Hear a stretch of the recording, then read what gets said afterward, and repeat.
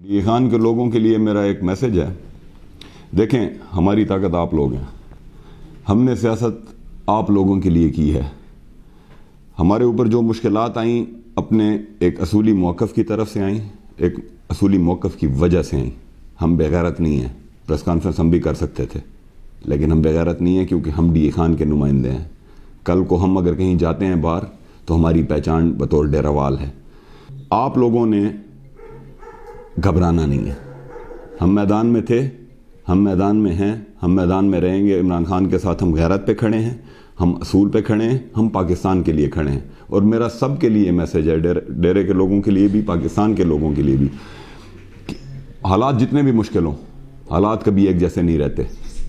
हालात अगर आपके अच्छे हैं तो शीशे में अपनी शक्ल देख के देखा करें कि ये ख़राब भी हो सकते हैं, और अगर हालात कभी ख़राब हैं तो शीशे में ये अपनी शक्ल देख के ये भी देखा करें कि कभी हमेशा ख़राब नहीं रहेंगे।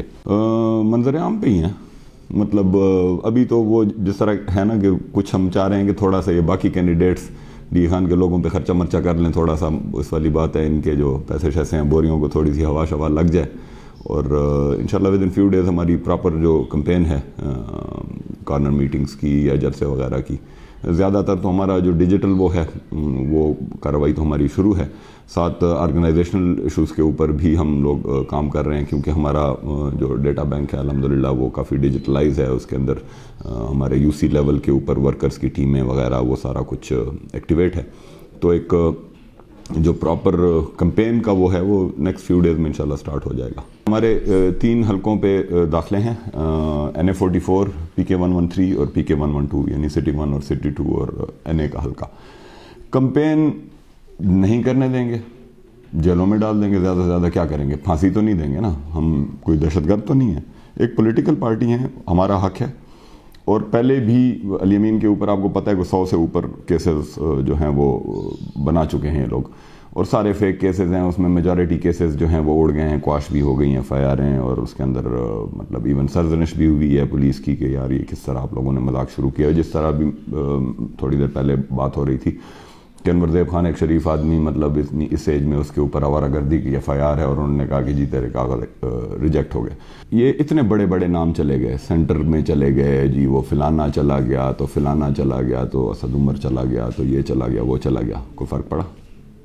इस्लामाबाद का मेरे ख्याल में कल सर्वे आया है, PTI 60% प्लस ही है। तो कहने का मकसद ये, आगाज़ चला गया, वो पहले जी खटक साहब के पास चला गया, फिर जब उसको पता चला कि जी खटक साहब की तो दाल नहीं कर रही है तो लोटा लोटा के नारे लगते हैं। अभी शायद उसने मौलाना साहब के साथ इल्हाक कर लिया है। इसी तरह टांग से जिसने ऐलान किया था उनके साथ वो TLP में शामिल हो गया है। एहतशाम अभी तक जो है वो टिकट ना लेके आज़ाद लड़ने के चक्रों में है। तो ये इन इंडिविजुअल्स के जाने से कोई फ़र्क नहीं पड़ता।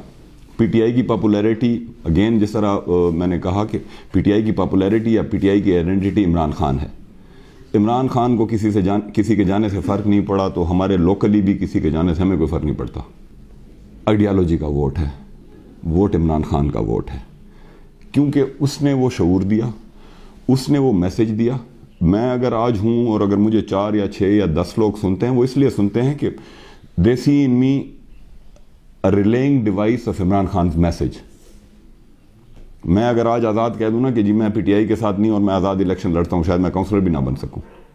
अभी कल खैबर पख्तूनख्वा की हुकूमत ने एक कानून की कैबिनेट ने अप्रूवल दी है जिसके मुताबिक वारंट के बगैर आप किसी को पकड़ सकते हैं। भाई ये किस दुनिया का कानून है?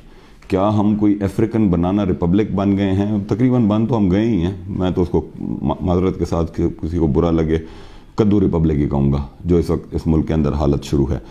और इंसाफ के जो सबसे बड़े इदारे हैं वो मुर्दों को इंसाफ दिलाने पे तुले हुए हैं कि जी भुट्टो साहब का केस सुन लिया जाए, लेकिन जो जिंदा हैं हज़ारों लाखों केसेस उनके पास पेंडिंग हैं, उनकी तरफ कोई तवज्जो नहीं है। नवाज शरीफ की नाअहली जो है वो ख़त्म करना इस वक्त मुल्क का सबसे अहम मसला है। वो जी लाइव टेलीकास्ट हो रहा है, वो जी ये हो रहा है वो हो रहा है। तौबा के दरवाजे खुले हैं भाई, अगर तौबा के दरवाजे खुले हैं तो जेलों के दरवाजे भी खोल दो। जिसने भी कत्ल किए हुए हैं, जो भी दहशतगर्द जेल के अंदर है, वो भी तौबा करता है, फिर उसको भी बाहर छोड़ दो। तो ये दोहरा मयार और ये एक फिस्तायत, सादा अल्फाज में फैशिज्म जिसको हम कहते हैं, फैशिज्म का जो एक ये शुरू है, एक ان اینڈنگ اسپیل، اس کو ختم ہونا چاہیے. الیکشن کا جو ہمارا ایکٹ ہے اس کے اندر 62-63 کی کوالیفیکیشن، آئین کے 62-63 کی کوالیفیکیشن یا ڈسکوالیفیکیشن اس کی کرائٹیریا ہے.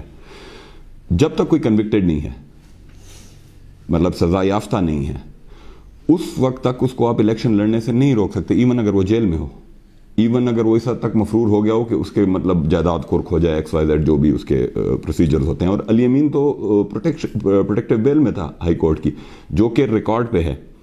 ڈسٹرکٹ پبلک پراسیکیوٹر سے جب رائے مانگی گئی RO صاحب نے، تو اس میں اس نے کلیئرلی لکھا ہے کہ یہ بندہ ایبسکانڈر نہیں ہے اور اس کو ہائی کورٹ نے بیل دی ہوئی ہے. تو RO صاحب کی مجبوریاں، شاید واٹس ایپ پہ ان کو کوئی آرڈر آ گیا ہوگا کہ بھائی بس تو گڑز مار، انہوں نے گڑز مار دیا، لیکن انشاءاللہ وہ فیصلہ ان کا اٹھ جائے گا. دوسری بات یہ دیکھیں، campaign age is just a number, اور الحمدللہ میجر صاحب کے 3 مشٹنڈے بیٹے ہیں، تو کمپین شمپین ہم کریں گے.